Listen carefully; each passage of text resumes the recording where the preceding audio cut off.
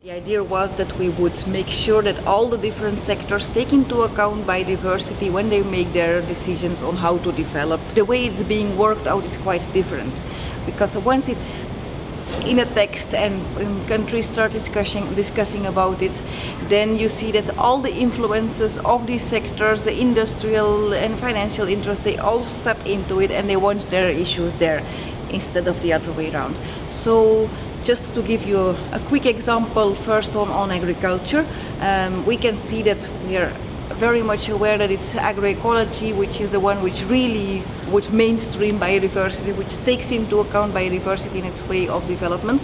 But in this text we can see that there's also a push for intensification of agriculture, which still keeps implying the green revolution kind of agriculture that actually is responsible for the destruction of biodiversity.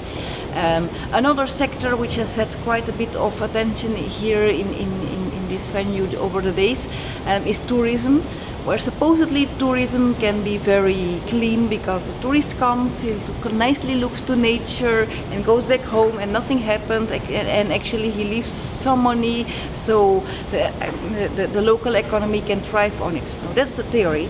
The reality is that there's huge infrastructure going from airports to big hotels, lots of pollution coming from the hotels, from cruise ships, from so many different ways of how tourism is actually polluting ecosystems all around. And then the enormous amount of people who come and tread on natural parks, on ecosystems, etc. It's very much damaging.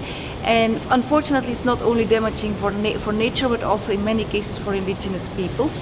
Quite a number of indigenous peoples have come here to denounce how their sacred lands and their territories have been treaded upon by tourism, and they are now not allowed anymore to have the decision, to have the governance over their own territories. We are also here as Friends of the Earth to hold this awareness, to put the mirror so that parties and other involved people can see what is happening, and also to show that we can be the alternative.